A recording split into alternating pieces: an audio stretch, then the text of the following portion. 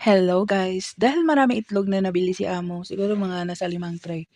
So, naisipan ko guys na gumawa na lang ng itlog maalat. Dahil nag-crave din ako at wala akong makita sa Jumia. So, ayan guys, ngayon gagawa ako ng itlog maalat. Sa isang kaldero pala naglagay ako ng tubig. Nilagyan ko rin siya ng dahong laurel, tsaka yung black pepper whole,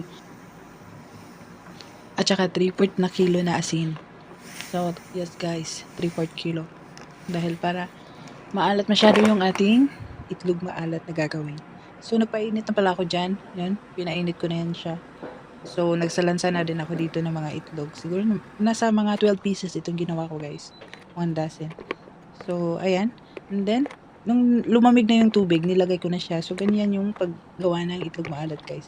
So, yun.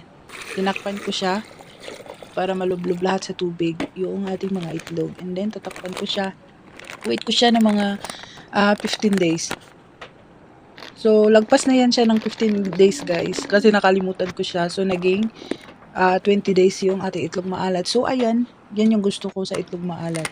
Yung nagmamantika na yung yellow niya guys. So, ayan. Ang sarap. So, nagtry akong gumawa ng So, ayan Naglagay ako dyan ng kamatis, sibuyas, at saka spring onion. So, ayan guys, yan na yung ginayat-gayat.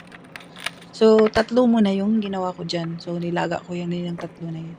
Na mga 12 minutes guys. So, ayan. Naglagay na rin ako ng suka. So, ayan guys, ang sarap niyan. Naubos ko yan lahat guys. Sarap talaga. So, ayan guys, thank you for watching. Bye-bye.